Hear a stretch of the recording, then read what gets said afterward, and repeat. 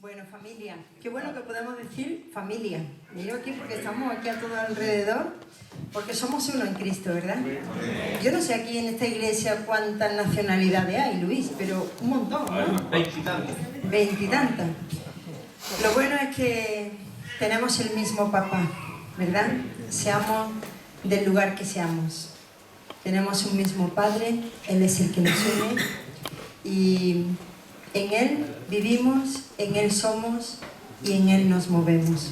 Y Dios nos mueve a cada uno conforme al propósito que Él tiene para nuestra vida, porque Él lo dice así en su palabra.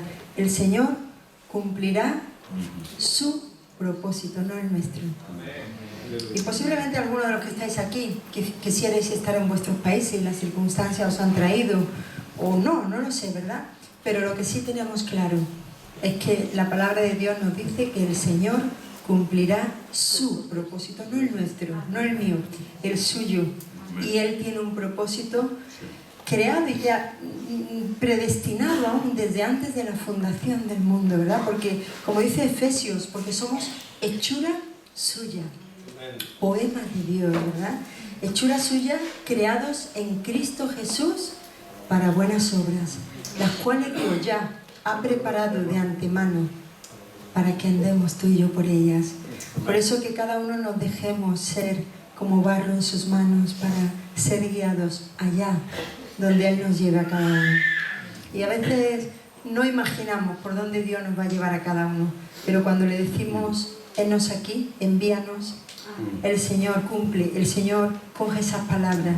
Y te recuerda, María del Mar, tú un día me dijiste, envíame, y ahora no te quejes, porque tú lo dijiste. Así que estemos abiertos a todo lo que el Señor tenga. Como Juan y nosotros, bueno, como compartíamos estos días, ¿verdad? El Señor, pues desde hace, yo creo que 18 años ya, antes estuvimos pastoreando algunos años, 5 años en Mallorca, un año en Zaragoza, pero desde hace, yo creo que 18, 19 años nos tiene, pues en un ministerio en el que estamos aprendiendo cada día, nosotros los primeros, ¿verdad? Y es en el tema de la familia. Yo creo que, como decíamos el viernes, en el tema de la familia aquí todos somos aprendices. Estamos aprendiendo cada etapa, cada circunstancia de la vida. Cuando comenzamos el matrimonio, cuando los hijos van creciendo, tenemos que readaptarnos continuamente a nuevas situaciones. Cuando salen del hogar y nosotros con nosotros mismos. Así que qué bueno que aquí estamos todos aprendiendo y el Señor pone ministerios también para ayudarnos. En este caso, pues el propósito del Instituto de Formación Familiar es ayudar a formar y a construir familias sólidas. Amén. En medio de una sociedad que no cree en el matrimonio hoy día, como hemos estado hablando. Hoy día el matrimonio, ¿hasta cuándo es? Según la sociedad, ¿eh? ¿Hasta cuándo es el matrimonio? Hasta que se acaba el amor. Por el dinero. O hasta que se acaban los sentimientos, o hasta que se acaba el dinero, o hasta qué, ¿verdad? Pero ciertamente hoy día los hijos de Dios podemos decir con certeza que el matrimonio es hasta que la muerte nos separe. Pero, hay un pero, ¿verdad? Hay que trabajarlo. Y el matrimonio es cosa de dos. Si uno no quiere, es difícil, ¿verdad?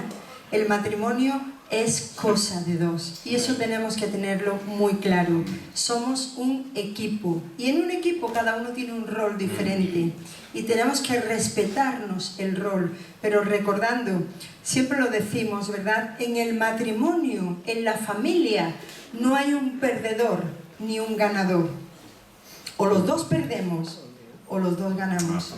O pierde el matrimonio o gana el matrimonio. Yo recuerdo un día que entre muchas de las discusiones que Juan y yo hemos tenido, y posiblemente seguiremos teniendo, porque Dios nos pone muy diferentes, personas muy diferentes, justamente porque dice la palabra que hierro con hierro se aguza, ¿verdad? Y ahí estamos. Pero y ahí estamos en ese proceso. a estas alturas del partido, A ver. muchas cosas que antes nos causaban roce, ahora verdad. nos hacen reír. Eso es verdad. Y nos decimos, ¿cómo semejante tontería permitíamos que nos causara roce y tensión? Hombre, porque la experiencia es un grado también, Eso es ¿no, verdad, querida? pero también seguimos de vez en cuando discutiendo, Sí, solo que lo claro. hacemos mejor. Ya estamos aprendiendo, ¿verdad? No, es verdad, Discutimos llevamos... mejor, discutimos mejor. No, hombre, bueno... No, si te quedó muy bien, no lo arregles, que te quedó muy bien. Discutimos mejor, claro que sí. Bueno, ya no me acuerdo ni lo que quería decir. Ah, sí, que, bueno, en una de esas discusiones me acuerdo que esa vez me salí yo con la mía. Y ahí es como que el Señor, el Espíritu Santo, vino y me pegó un buen tirón de orejas. Y me dice, María del Mar, qué triste, ¿verdad? Porque tú has ganado, pero lo que realmente importa de vosotros y de vosotros como familia junto a nuestro hijo Noel, no es que gane yo o que gane Juan, sino que gane lo que estamos construyendo. Por tanto, en el matrimonio, en la familia, no hay un perdedor ni un ganador. O pierde la relación o gana la relación. Y como hablábamos estos días, hay alguien que es el enemigo de nuestras almas, que quiere destruir el matrimonio. Pero nosotros tenemos que ser esa luz en medio de una sociedad que no cree en la familia. Y me gustaría terminar porque creo que eres tú el que va a predicar, ¿no, Juan? Tírale, no hay problema. No. Pero me gustaría terminar simplemente con una ilustración que me gusta mucho. Y normalmente cuando caminamos, además aquí hay zonas muy bonitas, aquí en Asturias, ¿verdad? Y cuando caminamos por una calle, por las calles siempre hay escaparates, ¿verdad? ¿Verdad que en un escaparate se pone todo lo peor que hay en la tienda? ¿Que no? ¿Eh? ¿Lo más guapo para qué? Para atraer, claro que sí. El propósito de un escaparate es que nosotros vamos caminando y tú de pronto, uy, hay algo que te llama la atención, te paras. Pero no solamente tiene ese propósito, sino que, no solo que te pares, sino que entres, ¿verdad? Y luego, una vez que estás dentro, que puedas comprar. Ese es el propósito, ¿verdad? Pues mira, tú y yo, como familias, y partiendo de la base de que todos estamos, de que nadie aquí somos perfectos, porque ya nos conocemos todos, ¿verdad? Juan me conoce y yo lo conozco, y sabemos que no somos perfectos, pero sí estamos en las manos del alfarero. Amén. Nosotros como matrimonio, nosotros como familia, en esta sociedad, vosotros como familias, tendríamos que ser como el escaparate de Dios. Que cuando nos vean, no perfectos, porque no somos perfectos, pero que haya algo que diga qué tienen. Y que se paren ante tu vida, ante tu matrimonio, ante tu familia. ¿Qué tienen esta gente? Y luego que entren a tu vida y te pregunten, oye, María del Mar, Juan, ¿qué tenéis? Y lo único que tenemos, porque somos exactamente iguales que los demás, con las mismas luchas y debilidades, ¿verdad? Pero tenemos la presencia de Dios en nuestras vidas, que es quien nos da la autoridad y la certeza de poder decir que si ambos trabajamos, estaremos juntos hasta que la muerte nos separe, ¿verdad? Y eso hoy día poca gente lo puede decir. Tan solamente podemos tener la certeza aquellos que somos hijos de Dios, ¿verdad? Bueno, también por supuesto hay personas que no son creyentes y que tienen matrimonio que nos quitamos el sombrero, también es verdad. Pero nosotros podemos marcar una diferencia en un mundo que no tiene esperanza, que no cree en la familia. Y repetimos, no somos perfectos, ¿verdad? Estamos en proceso de construcción cada uno. Así que, como decíamos en estos días y ayer acabábamos con ese versículo, el Salmo 48, 14, que es el que tenemos aquí en nuestro anillo, porque este Dios es Dios nuestro eternamente y para siempre. Él te guiará y nos guiará aún más allá de la muerte.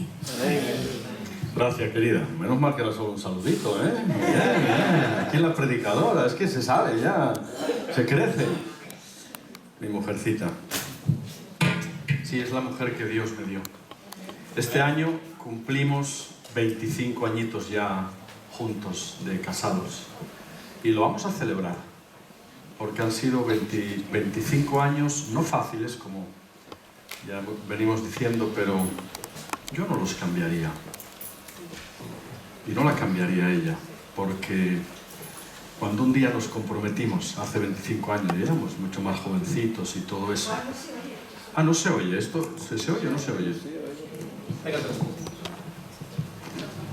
A ver, ahora parece que se oye mejor, ¿no? Sí. ¿Deseas algo de cambiarme? No, mi vida, no. Sigue.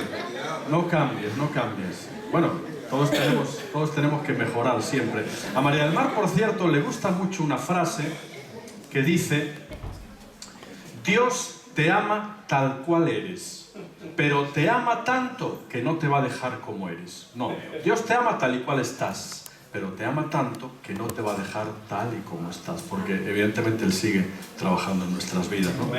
Esa es la realidad. Bueno, el viernes hablábamos de la Biblia en clave familiar y hablábamos de la importancia de interpretar la Biblia siempre en clave familiar. Yo el viernes comenzaba honrando la memoria de, en este caso hablábamos de nuestro buen Rubén Fernández, un hombre que aportó tanto en el inicio a nuestras vidas, ¿no? Luego el sábado, ayer, yo también comenzaba honrando a Joaquín Moragrega, ¿verdad? Que ya un hombre también que tantos años aquí. Y hoy quiero seguir honrando a personas. Oye, Luis, tú no es que vayas a acabar la carrera ni pretendamos despedirte ya, pero mira, yo hoy quiero honrar tu memoria, muchacho. Porque, bueno, tú dejaste tu casa, tu Málaga querida, y llevas más de 40 años aquí, Luis. Casi 40. Casi 40 años aquí, dejándote la piel. Casi 40 años aquí, bendiciendo a la iglesia. Y mira, yo hoy honro tu integridad. Hace 30 años, o algo más, cuando yo me convertí, Luis ya andaba por ahí pastoreando, ¿no? Dios mío, y en aquellos tiempos... yo recuerdo aquella canción, ¿no? Haz de mí un vaso nuevo, Señor, donde otros puedan beber. Oh Señor, beber de tu agua viva. Y aquella canción, sin yo saber que era tuya, Luis, bendijo mi vida en momentos donde, bueno, donde uno comenzaba y todo eso, ¿no? Yo no voy a decirte como le dije ayer a Moragrega, porque Dios no es injusto, porque tú sigues en la brecha, ¿no? Y te queda mucha mecha todavía, sin duda, ¿no?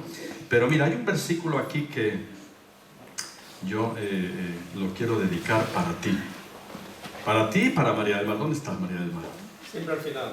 Siempre al final. Yo siempre digo, y María del Mar... Mira, yo siempre digo, y María del Mar me corrige, yo siempre digo que detrás de un gran hombre hay una gran mujer. Y María del Mar me corrige y me dice, no detrás, al lado de un gran hombre hay una gran mujer, ¿no? Esto es como, tú recuerdas a Bill Clinton, el presidente pasado de hace ya unas generaciones, o unos años allá en Estados Unidos. Cuando Bill Clinton era presidente, un día paseaba por ahí con su esposa, la Hilaria, ¿no? La Hilaria. Y entonces se paran en una gasolinera y se ponen a echar gasolina y el chico... Y le dice Hillary a Clinton, le dice, hey Bill, mira, ese muchacho que está ahí fue mi novio. Se refería al que echaba la gasolina. Y le dice Bill, todo orgulloso, ¿ah? O sea que si te hubieras casado con él, serías la esposa de un gasolinero. Y dice, no, Bill, querido, si me hubiera casado con él, él sería el presidente de los Estados Unidos. Porque al lado de un gran hombre hay siempre una gran mujer. Claro que sí.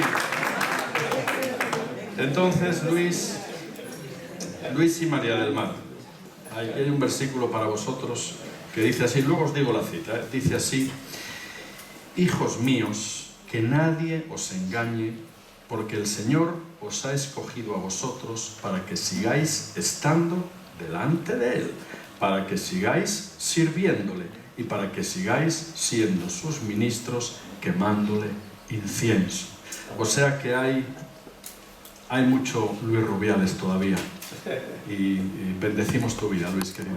Y junto con María del Mar, por supuesto que sí. Pero hay otra gran mujer que hoy nos acompaña, y yo creo que era la primera vez, y ella ni levantó la mano ni dijo nada. Y esa señora es la madre que me parió. Amén. ¿Que está ahí sentada? Mi mamá. Al lado de... Si se hubiera hecho un poco más alto, mejor. Mamá, es que tú estás medio sorda, hija. No es mi problema ese ya. Luego vamos a ver si te compramos un aparatico de esos y arreglamos la cosa. También honro a mi mamá, claro que sí, porque ella ya está con sus 84 años y bueno, al lado está mi querida hermanita. Paloma, ¿tú te puedes poner de pie, mi vida? Ponte de pie, mi reina. Oh, está muy vergonzosita ella. Paloma, ¿cuántos años tiene Paloma, mamá? 44 no tiene más, mamá. No, ¿cuántos son, Palomita? 46. 46. Palomita tiene 46 años. Y cuando ella nació, todos pensamos que algo pasaba, ¿no? Porque algo pasaba. Palomita es una niña muy especial. Es como, no sé, como una niña de 6, 8 añitos, siempre contenta, siempre alegre. Lo que en su historia comenzó siendo pues, un problema médico y una historia por ahí, hoy Palomita es el apoyo de mamá, es el bastón. Mi mamá cuando sale a la compra no necesita bastón, su bastón es Paloma. Y cuando llenan el carrito de la compra, quien la sube y todo eso es Paloma.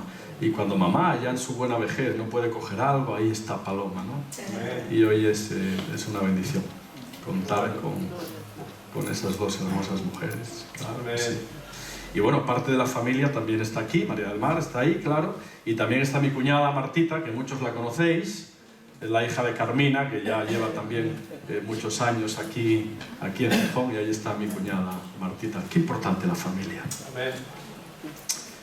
Qué importante, qué importante, qué importante tener un lugar al que regresar o donde refugiarnos cuando hace lluvia. Qué importante que todos tengamos un lugar llamado hogar. Qué importante.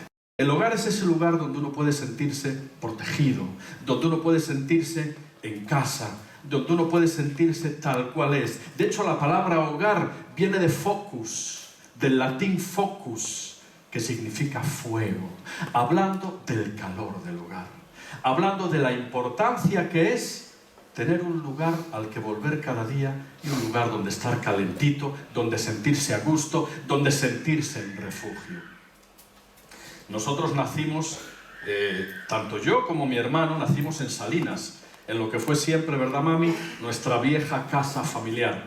Era una casa inmensa. Tenía como... ¿Cuántas habitaciones tenía aquella casa, mamá? Yo no sé. Tenía por lo menos 7 dormitorios, aparte de 2 salones y aparte de una galería inmensa, la vieja casa familiar donde yo nací. Y recuerdo que en la vieja casa familiar había, como en tantas casas de Asturias, esas cocinas de carbón, con una plancha. Bueno, los que venís de Latinoamérica supongo que eso no existía en vuestros países de origen, pero en Asturias se llevaban las viejas cocinas de carbón. Yo recuerdo frías noches de invierno. Nosotros vivíamos en nuestra vieja casa familiar con mi mamá, mi papá, mis 3 hermanos, mi abuela, mi bisabuela y mi tía bisabuela. Fíjate tú, ahí vivíamos todos en la vieja casa familiar. Tengo recuerdos imborrables de mi abuela. Mi abuela se llamaba Dolores. Ella era mi bisabuela, le decíamos abuelita. Luego estaba mi abuela, la mamá de mi mamá. Es decir, había varias generaciones representadas ahí, en mi vieja casa familiar, en mi historia, en mis raíces, en mi hogar. Tengo recuerdos preciosos de mi bisabuela, abuelita. Aún recuerdo su cara, siempre alegre, siempre contenta, a pesar de que su historia no fue fácil. Mi bisabuela emigró siendo muy jovencita a Estados Unidos. En aquellos tiempos, donde ir a Estados Unidos era casi como hoy ir a Marte, ¿sabes? Había que tomar un barco de madera que tardaba más de un mes en hacer la travesía. Y mi bisabuela llegó allí con mi bisabuelo, al que yo nunca conocí.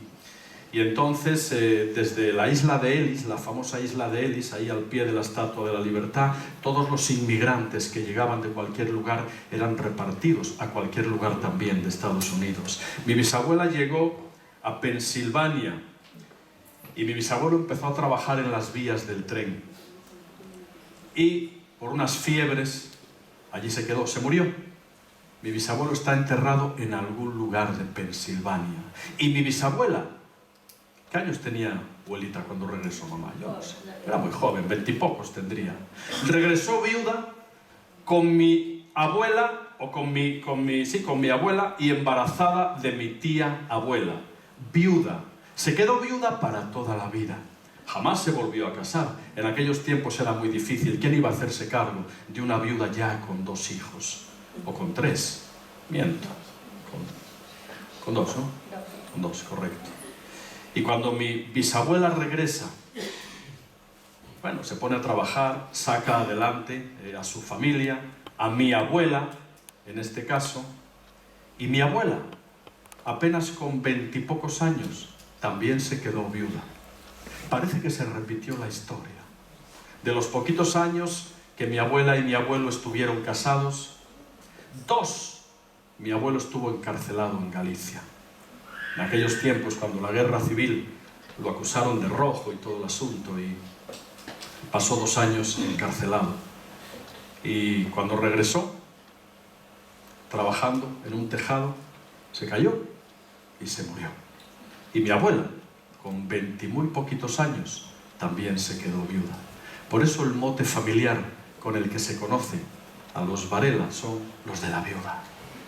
No somos los del turrón, ¿eh? Somos el turrón de la viuda. Ya quisiera yo, pues tendríamos la herencia ya arreglada. Porque todos tenemos una historia. Todos tenemos que formar parte de una cadena generacional. Es bueno sentirse parte de una dinastía, saber que formamos parte de una historia, que nuestras raíces familiares se hunden en la noche de los tiempos. Eso nos da sentido de identidad, sentido de arraigo, sentido de pertenecer a. Qué importante. Y lamentablemente, todo eso hoy se está perdiendo. Hijos que no quieren saber nada de sus padres. Hoy en día, entre los divorcios, entre las parejas que no se casan y entre aquellas que ni quieren casarse, ni siquiera quieren tener pareja, estamos perdiendo ese auténtico sentido de clave familiar, de dinastía familiar, de sabernos parte de una herencia, de sabernos parte de una historia que es tan importante. Un día viajábamos con María del Mar a Barcelona, y entonces nos paramos en un bar de carretera. Tú sabes que en determinados bares de carretera de pronto hay pintadas medio obscenas por ahí cuando entras a hacer pipí, ¿verdad? Y entonces yo entro al bar y había una leyenda, una pintada ahí. Mira, me gustó tanto que yo me la aprendí de memoria. Allí estaba escrita la siguiente leyenda: vive bien el presente para que en el futuro tengas un buen recuerdo de tu pasado. Hay que digerirlo, lo repito. Vive bien el presente para que en el futuro tengas un buen recuerdo de tu pasado. Este fin de semana íbamos a una iglesia en Barcelona que tenía un asilo de ancianitos, un hogar de la tercera edad, encima de la iglesia. Y el domingo los abuelitos bajaban al culto. Y entonces bajan los abuelitos, se sientan en primera fila, y entre ellos se sienta un señor muy mayor, ahí con su bastoncito, ¿verdad? Yo predico, y cuando termino de predicar, me dice el viejito, me dice: joven, acérquese. Y yo me acerco al viejito, y el viejito me dice: mire, yo he sido un industrial textil por muchos años aquí en Barcelona. He acumulado mucho dinero, pero me siento solo. Y me dice: porque ¿sabe en qué consiste la vejez, joven?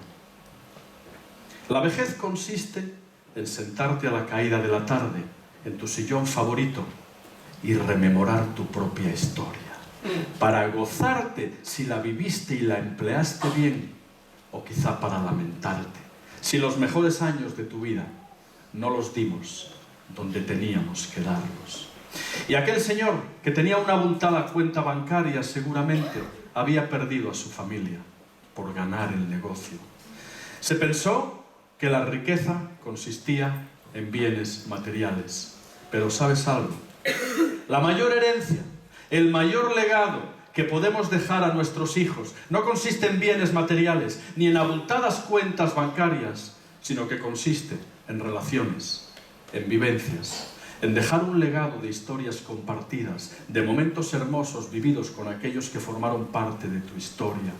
Consiste en dejar una herencia familiar que te sobreviva, porque nuestros hijos son mensajeros que enviamos a un tiempo en el cual nosotros ya no estaremos. ¿Qué mensaje les vamos a dar?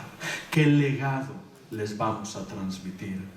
Por eso, qué importante la familia, qué importante la educación de nuestros hijos, qué importante que de nuestro paso por esta tierra dejemos una huella que perviva en aquellos a los que nosotros hayamos modelado, a los que nosotros hayamos instruido, que son nuestros hijos. Qué importante. El verdadero capital no consiste en posesiones, sino que consiste en relaciones. En relaciones. ¿Ustedes saben quién fue Rockefeller? Rockefeller fue el tipo más grande de todos los tiempos, el que tuvo más dinero, el industrial probablemente y el magnate más grande de la historia, Rockefeller. Tenía todo, tenía navieras, tenía constructoras, cotizaba en bolsa. Vamos, cuando Rockefeller hablaba, subía el precio del pan. Era tremendo. Pero un día se murió.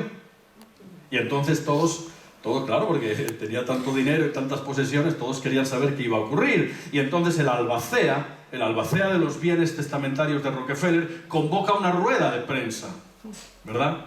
Y entonces en la rueda de prensa atiende las preguntas y un periodista se levanta y le pregunta al abogado de Rockefeller, le pregunta, bueno, ¿y cuánto dejó?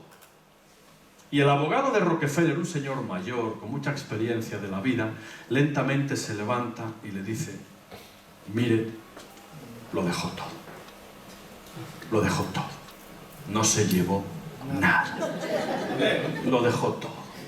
Porque ¿de qué le sirve al hombre ganar todo el mundo, pero perder su alma?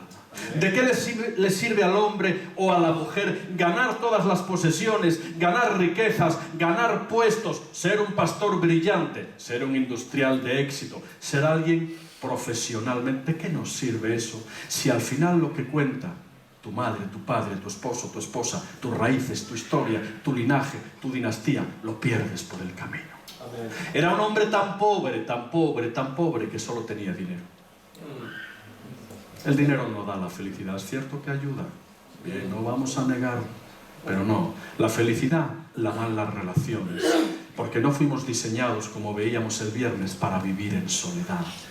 No es bueno que el hombre esté solo, así comienza Génesis 2:18, no es bueno que el hombre esté solo, le haré ayuda idónea, porque tú y yo necesitamos relaciones, somos personas que fuimos diseñadas para vivir en relaciones. La soledad mata. La soledad, aunque sea en una cárcel de oro, acaba consumiendo a las personas. Esa es la realidad. No fuimos diseñados para vivir en soledad. Porque nos necesitamos unos a otros.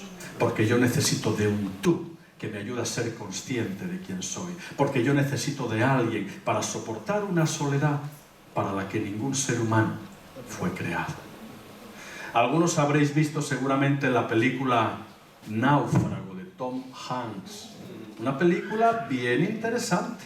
Narra la historia de un tipo que es multinacional, de FedEx, Federal Express, lo que puede ser MRV, Seur, y entonces tiene que repartir de Los Ángeles a Hawái, a las islas de Hawái, tiene que repartir paquetes, pero el avión en la travesía se estrella y entonces solo sobrevive Tom y tiene que sobrevivir solo en una isla desierta, pero no es bueno que el hombre esté solo. Por lo tanto, cuando llegan a la playa los restos de la avioneta y todo el asunto, empieza a rescatar palés, tablas con las que monta una cabaña y empieza a sacar los paquetes que van llegando a la playa, y uno de los paquetes, al abrirlo, se encuentra con una pelota. Y como no es bueno que el hombre esté solo, con su propia sangre Tom le pinta una sonrisa, con su propia sangre le pinta unos ojos, lo clava en un palo y acaba de construirse un tú, que que le va a ayudar a ser consciente de su yo y a soportar una soledad para la que nadie fue creado. Y le pone nombre, no fue muy creativo, la pelota tenía en grande Wilson, y le llama el señor Wilson, y tiene auténticas conversaciones con el señor Wilson. En un momento dado se enfada, lo saca del palo, le pega una patada, vuelve arrepentido, le pide perdón. Sí, tiene una auténtica relación, porque no es bueno que el hombre esté solo, porque no fuimos diseñados para vivir en soledad. Y en un momento dado el hombre, en un arranque de valentía, desarma las tablas de la cabaña, hace una balsa y se va mar adentro a ver si logra interceptar la ruta de algún barco comercial que le libre de aquella soledad compartida. Y entonces en mitad del mar el hombre se queda dormido y la pelota, el señor Wilson se cae al agua y empieza a alejarse. Y en un momento dramático se despierta y ve al señor Wilson lejos y se lanza, no lo duda, había tiburones, pero él se lanza porque quiere recuperar a aquel tú que le ayudó a superar una soledad para la que nadie fue creado. Y en un momento de la película el hombre está casi a punto de llegar al señor Wilson, aún le queda un poquito, pero mira la vista y ve que la balsa se aleja. Claro, tiene que tomar una decisión a supervivencia. O se va por el señor Wilson y probablemente no les dé tiempo a regresar, o regresa él solo y deja que el señor Wilson se vaya. Vence el instinto de supervivencia, regresa, pero cuando se sube a la balsa empieza a llorar porque tiene un auténtico sentido de duelo, pues aquel que le ayudó a superar una soledad para la que nadie fue creado se aleja. Y tú y yo fuimos creados para relaciones. Fuimos creados para cuidar, para bendecir, para apoyar a tu padre, a tu madre, a tu esposo, a tu esposa, a aquellos que conforman tu primer sistema social de relaciones. Por eso decimos que la Biblia se interpreta siempre en clave familiar. La aplicación de cualquier texto bíblico siempre tiene que ser en el primer entorno donde tenemos que practicar aquello que aquí se ora, aquello que aquí se enseña, aquello que aquí se canta, aquello que aquí se predica. Pero lamentablemente, amados, muchos de nosotros sufrimos de bulimia espiritual. Aquí recibimos, aquí comemos, aquí bendecimos, aquí cantamos, aquí escuchamos, y a veces llegamos a casa y cuando damos una contestación que no es adecuada, o cuando no tratamos como toca a nuestro padre, madre, esposo, esposa, hijo, hija, es como si vomitáramos la palabra recibida aquí. De forma que aquí comemos y muchas veces en casa vomitamos. ¿Sabes por qué? Porque en casa se manifiesta la parte más inmadura, tuya y mía. Fuera del hogar todos parecemos personas más controladas, más responsables, pero el niño emocional e inmaduro que todos tenemos dentro tiene tendencia a tomar control de las relaciones familiares. Y en casa a veces nos salen los peores gestos, a veces en casa nos salen las peores actitudes. Por eso la Biblia, amados, hay que interpretarla en clave familiar. Y cuando yo leo amarás a Dios sobre todas las cosas y al prójimo como a ti mismo, tu prójimo no es el que tienes al lado en la banca de la iglesia o el que puedas tener. Tu prójimo es tu pareja, tu hermano, tu hermana, tu padre, tu madre, tu hijo, tu hija. La Biblia hay que interpretarla, amados, en clave familiar. Amén. Y para que los nutrientes de la palabra alimenten nuestro espíritu y nuestra alma, tenemos que practicarlos en nuestro hogar. Si no, es como si vomitáramos todo lo que aquí recibimos. Un día dicen que había una pareja que se va al banco a sacar dinero y de pronto llega un atracador y empiezan a pegar tiro, pum, y al señor le pegan un tiro en un oído. Llega la ambulancia, se lo llevan de urgencia y entonces dice otra señora que estaba allí, mira para la esposa del señor al que le habían pegado un tiro en el oído y dice: señora, pero la veo muy tranquila, a su marido le acaban de pegar un tiro en un oído, ¿no está usted nerviosa? Y dice la mujer: no, que va, yo conozco muy bien a mi marido. Mire, a mi marido lo que le entra por un oído le sale por el otro.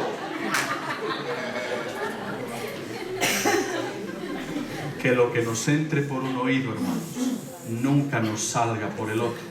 Porque cuando escuchamos la palabra y nos entra por un oído y nos sale por el otro, eso va cauterizando nuestra conciencia, va secando nuestra alma y podemos llegar a convertirnos en cumplidores de la ley, que asistimos a la misa evangélica y a las fiestas de guardar, pero que lo que nos entró por aquí nos salió por aquí. Amén. Y mira, cuando la palabra, es decir, la creencia, lo que aquí se canta, predica, ora, lee, es decir, la creencia solo se queda en creencia, solo se queda en teología, no sirve de nada. Aleluya. Solo cuando la creencia se convierte en experiencia, entonces eso se llama integridad. Solo cuando la creencia que aquí recibimos la convertimos en creencia, en el trato con nuestro esposo, con nuestra esposa, con nuestro padre, con nuestra madre, solo ahí se convierte en experiencia y eso se llama integridad. Y tú y yo tenemos que ser íntegros. Tenemos que ser íntegros. Pero para ser íntegros, lo primero que tenemos que hacer es tener una buena relación con Dios. Esa es la base de todo, hermanos. Amén. Sin una buena relación con Dios, para que nuestra alma y espíritu se nutran de la verdad, tú te puedes nutrir de dos cosas, mira, del ambiente en el que vives o de la fuente en la que estás. Si te nutres del ambiente de este mundo, ya sabes cómo te va a ir mal asunto. Todos estos días venimos hablando de lo complicado del ambiente de este mundo. Pero tú y yo tenemos que beber de la fuente que es Cristo. El único que puede darnos esa agua viva, el único que puede darnos la autoridad necesaria y suficiente para ser hombres y mujeres consecuentes, para ser hombres y mujeres íntegros. Por eso lo más importante es tu relación con Dios. Eso es lo más importante. ¿Recuerdas a Marta y María? Todos somos un poco como Marta y María, ¿verdad? Marta se afanaba, Marta se preocupaba. De pronto, cuando llega el maestro, claro, atendiendo al sentido de la hospitalidad judía, Marta se preocupaba de preparar, de limpiar. ¿Tú crees que lo que hacía Marta era malo? No. ¿Cómo? Era bueno. Lo que hacía Marta era bueno. Pero ¿sabes algo? No era lo mejor. Y si bien las personas que no conocen al Señor tienen que elegir entre lo bueno y lo malo, tú y yo tenemos el listón mucho más elevado. Tú y yo, como hijos de Dios, tenemos que escoger entre lo bueno y lo mejor. Lo que hacía Marta era bueno, pero no era lo mejor. Lo mejor era lo que hacía María, sentarse a los pies de Jesús. Porque solo en su presencia podemos obtener los nutrientes para ser cristianos bandera y para ser cristianos consecuentes y como Dios manda. Por eso Marta escogía lo bueno, pero María escogía lo mejor. Lo mejor. La parábola de las 10 vírgenes. ¿Recuerda? 5 prudentes y 5 insensatas. La pregunta es, ¿tú crees que ambas, las prudentes y las insensatas, al principio tenían aceite en su lámpara? Al principio sí, las 10 vírgenes tenían aceite. Pero las insensatas, al no preocuparse de mantener el aceite, tuvieron que irse a buscarlo, y mientras que se fueron, llegó el esposo y se perdieron las bodas. El aceite, o la luz que las 10 vírgenes tenían al principio, la tenían por un milagro de la gracia divina, porque por gracia somos salvos. La luz es lo que Dios nos regala, amados, y nos concede cuando le entregamos nuestra vida a Él. Pero el aceite necesario para mantener la llama encendida es tu responsabilidad. El aceite necesario para mantener la llama que un día nos fue otorgada por gracia te corresponde a ti y a mí. Y cuando una lámpara tosca, oriental, de barro, tenía una mecha de trapo, tú sabes, mientras la mecha estaba en contacto con el aceite, aquello producía luz. Pero cuando la mecha ya no tenía aceite, ¿sabes qué producía en vez de luz? Producía humo de críticas, porque aquellas personas que están en la iglesia pero están secas y sin aceite se convierten en religiosas y en criticonas de todo lo que se hace. Son ese tipo de personas religiosas que en vez de echar luz, porque no tienen aceite, echan humos de críticas, esto no me gusta, esto no se hace así, porque además cuando alguien en la iglesia no está prácticamente enfocado en algo, todo lo critica. Y tú y yo somos llamados a esa luz que un día nos fue otorgada por gracia, proveernos del aceite necesario para mantener la llama encendida. Amén. Y el aceite solo se puede conseguir a los pies del Señor, en su presencia. ¿Recuerdas el ritual del tabernáculo, verdad?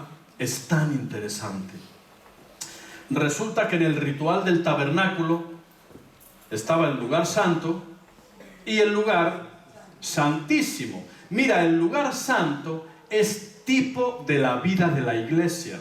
En el lugar santo había 3 muebles. Recuerda, en el lugar santo estaba el candelabro de oro, 37 kilos de oro puro labrado a mano. En el lugar santo había un altar con 12 panes, uno por cada tribu de Israel, simbolizando la comunión y la unidad del cuerpo de Cristo. Y luego había un pequeño altar sobre el que continuamente se quemaba incienso, que en el Nuevo Testamento es comparado a la vida de oración de los santos. El lugar santo es tipo de la iglesia, porque en la iglesia está Cristo como la luz y como la guía. En la iglesia está la comunión que debe de caracterizar al pueblo, y la iglesia debe de dedicarse también a una vida de oración. ¿Tú crees que el lugar santo es bueno? Por supuesto. Pero ya sabes algo, ¿verdad? No es lo mejor. ¿Sabes dónde estaba lo mejor? Lo mejor estaba cuando, traspasando el velo del templo, y recuerda que solo una vez al año, y solo el sumo sacerdote tenía pleno derecho y potestad para una vez al año, en el día de Yom Kippur, el día de la expiación de los pecados de ignorancia, el sumo sacerdote entraba al lugar santo. ¡Qué gran privilegio! Y cuando Cristo muere, uno de los grandes milagros que ocurre es que el velo del templo se rasga de arriba abajo. Y tú y yo somos hechos por la gracia divina sumos sacerdotes con pleno derecho a entrar en el lugar santísimo. Ahí está lo mejor. ¿Tú crees que venir al culto y a la iglesia es bueno? Claro que es bueno, pero ya sabes algo, ¿verdad? No es lo mejor. Si el único lugar donde oras, donde hablas de la palabra, donde la lees, donde la practicas, donde te nutres, es aquí, mal asunto. Mal asunto. Porque esto es bueno y necesario, pero no es lo mejor. Lo mejor está en tu casa, en tu aposento privado, sentándote a los pies del Señor para recibir de Él los nutrientes y el aceite necesario para que tu lámpara mantenga siempre la llama encendida, para que nunca eche humo. Y cuando el sumo sacerdote llegaba al lugar santísimo, cuando tú y yo, por la gracia de Dios, somos hechos sumos sacerdotes y vamos al lugar santísimo, ¿recuerdas lo que había en el arca del pacto?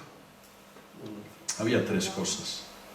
Era un arca hecha de madera de acacia, recubierta de oro, tenía una tapa que la cubría, se llamaba el propiciatorio. Había 2 ángeles con las alas custodiando la misma presencia de Dios. Y allí dentro de aquella arca había 3 cosas. Una muestra del maná, la vara de Aarón reverdecida, ¿sabes qué otra cosa? Las tablas de la ley.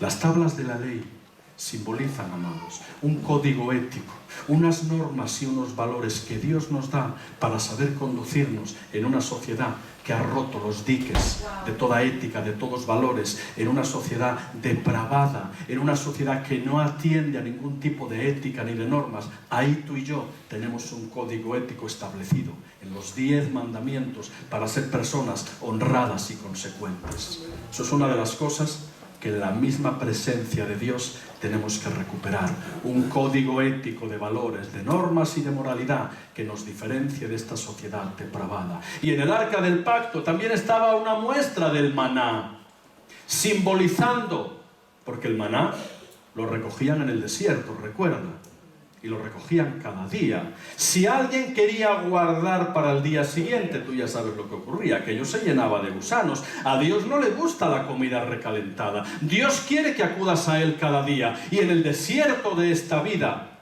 más que nunca, en el desierto de esta sociedad tan corrompida, Dios quiere que recojas el maná cada día. Y sí es posible que lo hagas por la mañana. Porque si la raíz es santa, también lo son las ramas. Porque si las primicias son santas, también lo es la masa restante.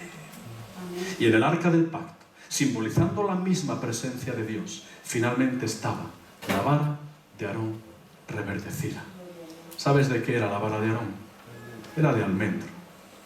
No recuerdo en mi querida Asturias, pero en Andalucía llega el mes de enero y los almendros empiezan a florecer. Es el árbol que primero florece.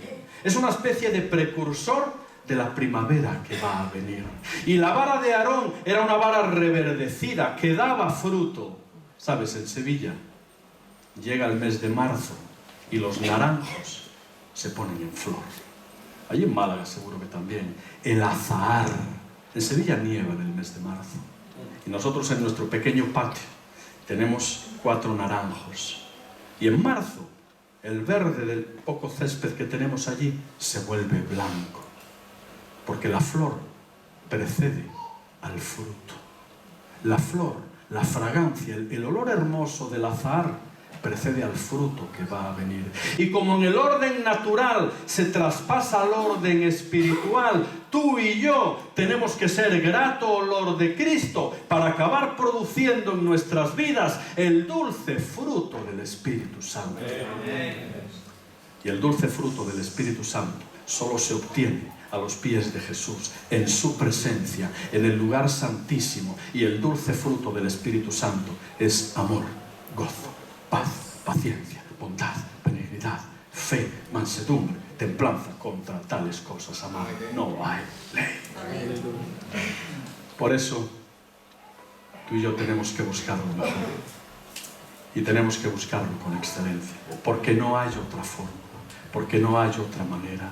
Cada día hay que acudir al lugar santísimo para recibir el maná fresco que nos ayude a vivir vidas plenas en medio del desierto de esta sociedad. Cada día tenemos que recordarnos que nuestra vara tiene que estar reverdeciendo siempre, porque lo que no está verde se acaba secando, y que tenemos que estar continuamente produciendo el dulce fruto del Espíritu Santo. Y no tenemos que olvidarnos que en una sociedad que ha roto la baraja de una ética normativa, una sociedad sin valores y sin normas, tú y yo tenemos un código ético que está escrito en la palabra de Dios. Amén. Para conducirnos con integridad y para ser cristianos